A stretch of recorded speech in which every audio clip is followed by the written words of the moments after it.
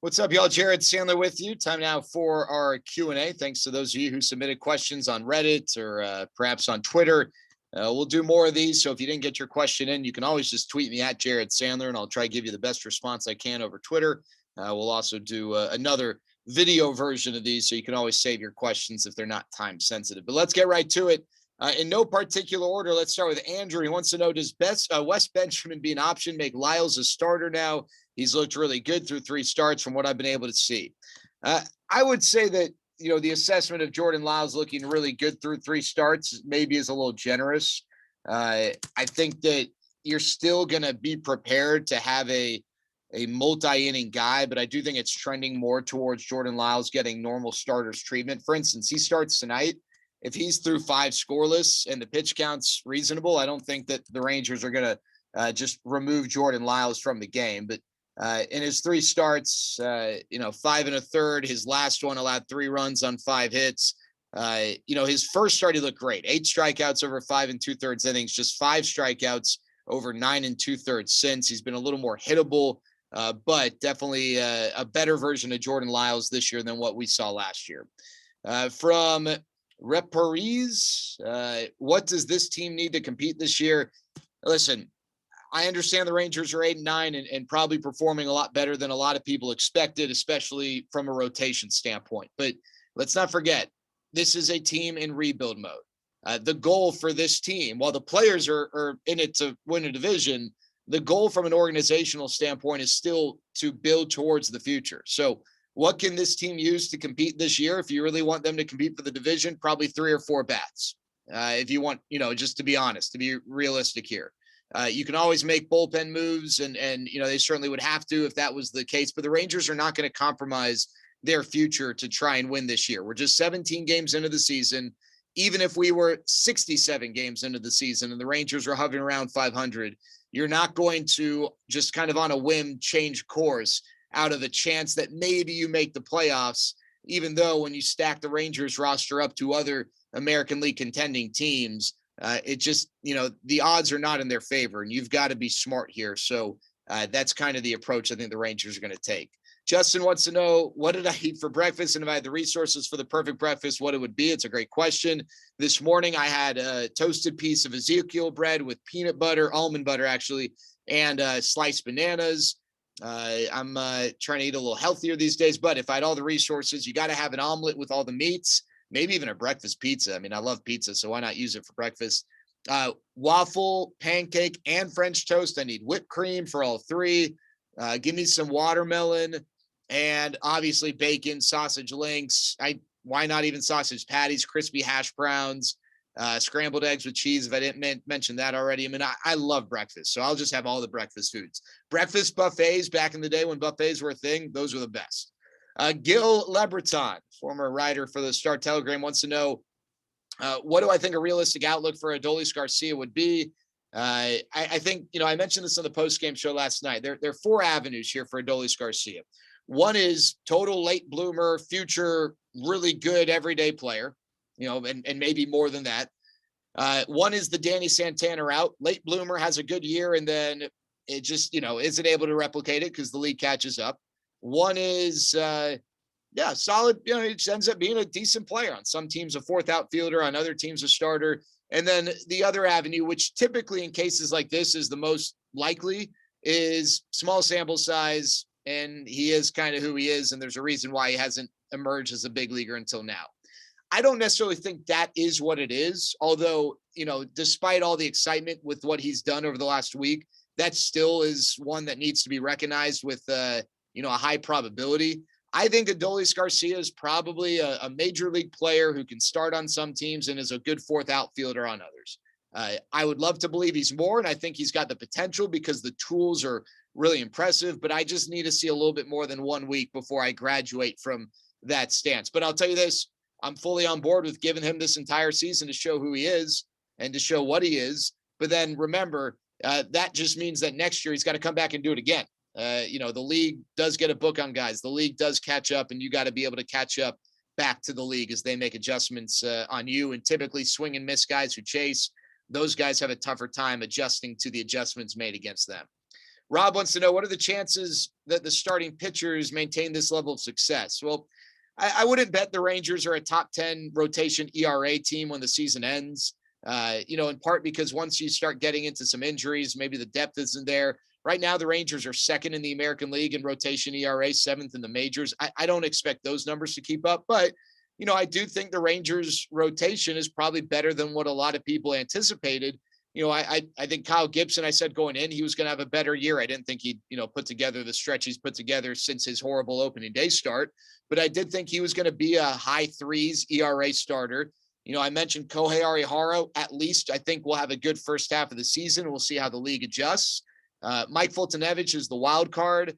And, I definitely didn't know what to expect out of the tandem spot. So, that's where, I've been pleasantly surprised with what the Rangers have gotten out of the tandem spots.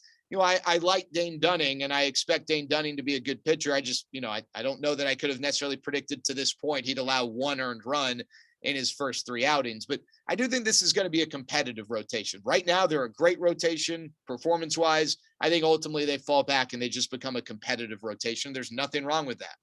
Aaron wants to know, if the Rangers stay at 500 the whole year, any chance they sneak into a wild card spot? Unlikely, Aaron.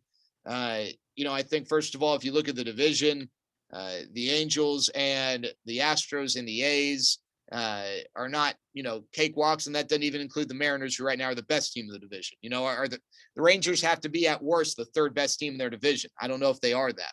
And I don't know if 500 gets you that role. I think if you're going to be a playoff team, we've seen here recently, 90 wins is the conversation starter to get a wild card spot. Now, maybe in the AL West to win the division, it might be less, because when I look at the AL West, I don't know if I see a true 90-win team. But if you don't win the AL West and you don't have 90 wins, you're not getting a wild card spot. So I think 500 probably isn't going to do it. Asai wants to know, what are the possible players the Rangers trade away at the deadline? Asai, I guess the way I'd answer that is the only player who would surprise me if the Rangers traded away at the deadline would be Leody Taveras and maybe Isaiah Kiner-Falefa. I think everyone else is a possibility on a team that's rebuilding. Any reliever is always an option. So anyone who's in the bullpen, I think Kyle Gibson certainly is an option. I think Mike Foltynewicz could, be traded. I think any of those guys, maybe Kohei Arihara is a guy they'd like to keep around a little bit. But any of those guys could be traded. I think the list of who they won't trade or wouldn't trade is shorter than the list of who they would. Of course, that doesn't mean they're going to trade all these guys. They probably only trade away 3, 4, maybe 5 guys, maybe 6. But I think the list of guys who they would definitely entertain discussions on is much larger. Gage wants to know, are there any players the Rangers can pursue that can make them better, barring or I think the word he means there's assuming they're contenders going to the deadline.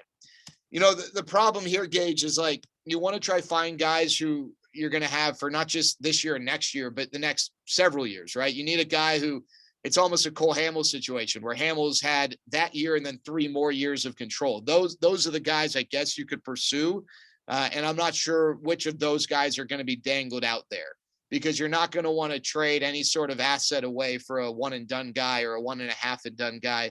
It just doesn't make sense for this team. The key and one of the challenges in rebuilds is you got to stick to the plan. It's easy to veer off course. It's easy to be teased. You just can't. You've got to stick to the plan. And that's one of the challenges of a rebuild. Bryce wants to know, obviously the pitching is far exceeding expectations. Do you think this is sustainable? I kind of answered that earlier. The second part is of his question is the improvement due to the addition of Doug Mathis? Do you notice his impression on the pitching? Well, Bryce, I tell you that one of the challenges with the COVID world is that it's tough to really know and see it the way you normally would. However, what I would tell you is that, I think that it's a collaborative effort. I think it's Doug Mathis. I think it's Brendan Segura.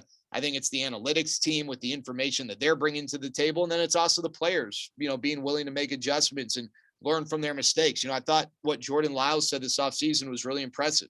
He basically said, hey, I had a horrible year and I'm done letting my eyes tell me whether I'm doing well or not. I'm going to let the data corroborate some of these thoughts. And it's not that the robots and the data is taking over, but it's, hey, why not use it? Why not be open to using that stuff? I think it's a holistic effort that's why guys have made the strides they've made. This is from Roma Sum. The team camaraderie seems different. Games have been fun to watch. I don't necessarily expect the Rangers to be contenders. Would you say this team, the team dynamic can carry a team farther than the makeup would suggest? Yeah, I think Roma, what I would say is you've got a bunch of young guys who are all out to prove themselves, or even the guys who are not young, they're out to prove themselves. Even a guy like Joey Gallo, he's got a contract coming up after next year. Plus, he's trying to show people that he is a star. Isaiah Kiner-Falefa trying to show that he is an everyday player. Nick Solak, Willie Calhoun trying to show that they are everyday big league players. And then other guys are just trying to show that they belong at the big league level. I think there's a hunger and an energy with those guys as opposed to veterans who don't really want to be a part of the rebuild. And maybe they're not the same player that they used to be. And they just don't bring that same energy. This is from Sachi or Squitchy. I'm sorry, I can't tell. What are your thoughts on the home offense or lack thereof? Is it small sample size, or maybe the players are psyching themselves out? I do think there could be an element of the mental block. I'm not going to dismiss that. I can't know how to quantify it, but I do think that could exist. I also think, this lineup is going to be a streaky lineup. And so for this year, small sample size, last year, I'd say, hey, it was a really bad lineup. They didn't produce. So that's why the offense wasn't there.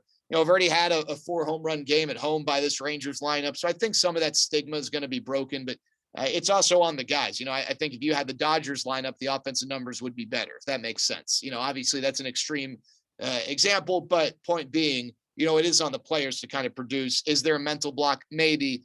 But, I think that's something that's got to wane pretty quickly because we've seen a lot of teams have success offensively in that park. Bro Olympia wants to know, Dane Stunning has been exceptional so far. When do you think he'll be entrusted with a full starter's workload? Maybe next year, maybe the year after. It depends. If he gets to 125 innings this year, I could see him getting to 160, 175 next year. And then, maybe going 200 after that. I think that it's, that's definitely a possibility. Again, next year is probably not a year in which the Rangers are going for, a World Series. And so because of that, you're probably, you're probably going to be smart. You're not going to necessarily have them on the same limit you have them on now, but you're going to be smart with how you approach that. Indy wants to know any ideas on which guys, Allard, Hearn, Cody, King, etc., will be sent down to Round Rock once their season starts to stretch out back into starters. Cody and Hearn have had mixed results as tandem relievers, regular relievers so far, and maybe stretching out in AAA will help. It's a fair question. I think Taylor Hearn's got to show that he can handle a starter's workload. I don't think that his performance is necessarily warranted that. If he gets sent down, I think it would be because he needs to work on things, as opposed to, hey, let's get him back to being a starter. I think that, with Kyle Cody, he's got the opportunity to pitch multiple innings. Here's the challenge. It kind of goes back to the Dane Dunning question. I don't think the goal is for these guys to throw 150 innings this year, 125 plus. I think the Rangers are happy having them work in shorter bursts and maybe go the full season as active contributing members, even if that means, 2, 3, 4 innings at a time, as opposed to having them go 6 inning outings, or at least that being the goal, and then shutting them down in July. I think the Rangers feel like there's a value in having these guys preparing for action for an entire season as opposed to just a half a season. I think you'll start seeing guys stretched out next year. Now, of course, guys I think can get stretched out from where they are now, but I don't think you're going to see a lot of these guys all of a sudden become, regular 7-inning guys. And John King might just be a reliever. That might be his best role long term. And then Offensta wants to know, Arihara has been pretty incredible to start the year. To what extent do you think that he'll be able to keep that up throughout the season? Lack of scouting, or does he really have the stuff to keep fooling MLB hitters the way we've seen him manage to do so this season? So it's a great question. I think, first of all, one thing that needs to be mentioned is, how long will he be able to hold up and perform on 4 days rest when his entire career he's been a 6-day rest guy? I'm not saying he won't, but that's something that needs to be considered. Does he wear down? Does he reach kind of a dead arm period that he's got to overcome? I think the other thing to consider is, you mentioned the scouting. I think, as guys get more and more of a book on him, there'll be adjustments made. But, the great thing is he's got, 7 pitches. He really throws 6 of them. And that's going to help keep guys off balance. And I think up here, he's a pretty bright pitcher. He throws strikes too. He's only walked 3 in over 20 innings. That's going to help him. Do I think he's a superstar? I don't think he's a superstar. Can he be a mid to high 3s ERA guy? Absolutely. Digital wants to know, with Elvis gone, who do you think has done the most to take over the leadership role in the clubhouse? Probably Jose Trevino and Isaiah Kiner-Falefa from a position player standpoint, Kyle Gibson from a pitcher standpoint. All right, fellas. Thanks so much. Those are great questions. We'll do this again soon. Hope everyone's having a great day. Talk to y'all later.